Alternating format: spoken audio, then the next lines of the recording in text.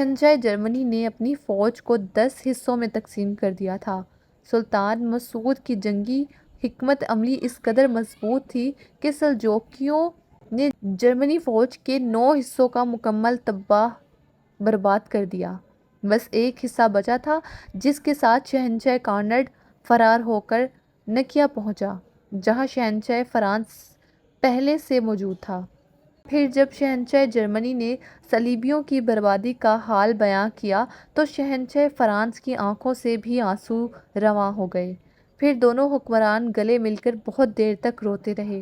جب دلوں کا غبار ڈھل گیا تو شاہ فرانس لوئس ہفتم نے انتہائی غضبناک لہجے میں کہا، خداوند خدا کی قسم، پہلے میرے انتقام کا نشانہ شام اور موصل کے حکمران تھے، مگر اب سلجوقی مسلمان بھی میرا ہدف ہیں۔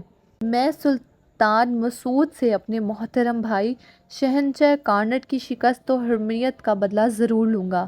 یہ کہہ کر شاہ فرانس نے نئے عہد و پیمانے کے لیے شاہ جرمنی کی طرف اپنا ہاتھ بڑھایا۔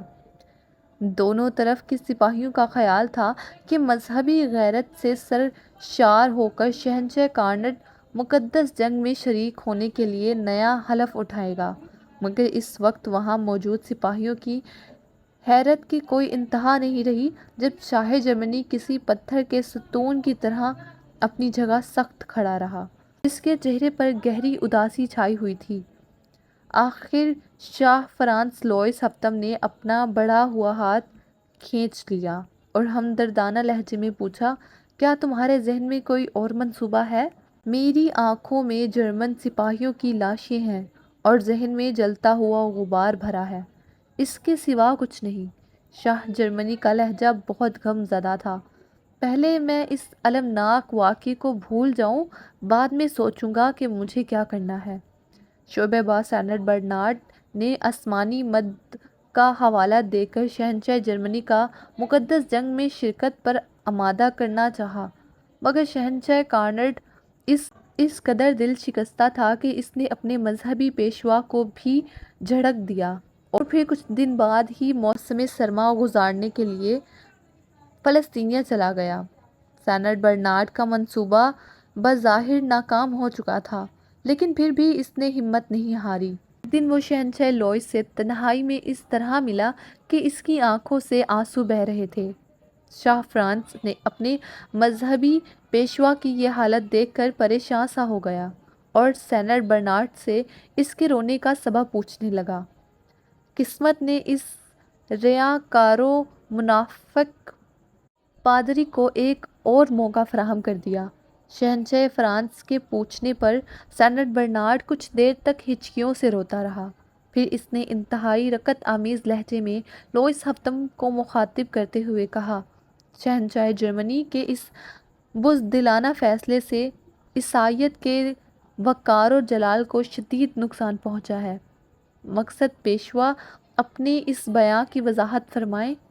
شہنشاہ فرانس نے کسی قدر حیرت کے ساتھ پوچھا۔ ابھی سینٹ برنارڈ جواب دینے ہی والا تھا کہ لوئس ہفتم کی بیوی ملکہ ایلیزا کمرے میں داخل ہوئی۔ اس کی آنکھوں میں ہلکی ہلکی سراہی جھلک رہی تھی اور یہ اس شراب کا اثر تھا جو ملکہ ایلیزا بہت دیر سے پی رہی تھی۔ وہ شاہی خاندان میں ایک بلا نوش عورت تھی۔ اس کی بد کرداریوں کے افسانے فرانسی محل کی چار دیواریوں سے نکل کر امرائے اور فوجی سالاروں تک پہنچ گئے تھے۔ شہنشاہ فرانس اپنی بیوی کی سیاہ کاریوں سے باخبر تھا، لیکن اس میں اتنی ہمت نہیں تھی کہ وہ ملکہ ایلیزا کو روک سکے۔ لوئس ہفتم کو اس حالت میں اپنی بیوی کا آنا سخت گراں گزرا تھا، مگر وہ سینٹ برنارڈ کے سامنے تماشا بنانا نہیں چاہتا تھا، اس لیے خاموش رہا۔ ملکہ ایلیزا کو دیکھتے ہی سینٹ برنارڈ احتراماً کھڑا ہو گیا۔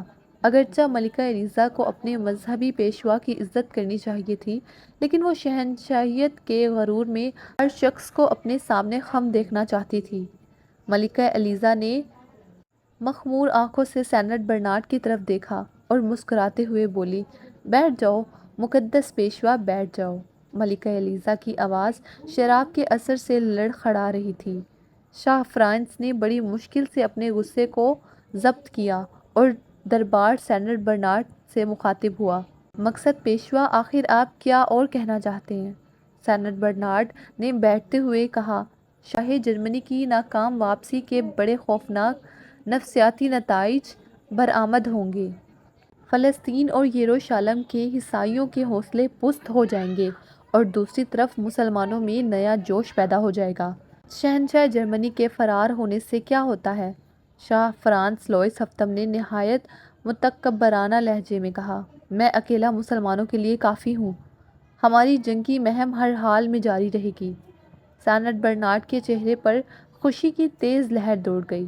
اس نے نہایت عیارانہ لہجے میں شہنشاہ فرانس کی تعریف کرتے ہوئے کہا، میں نے تو پہلے ہی عرض کیا تھا کہ جب تک آپ زندہ و سلامت ہیں، عیسائیت کا پرچم بھی بلند ہے۔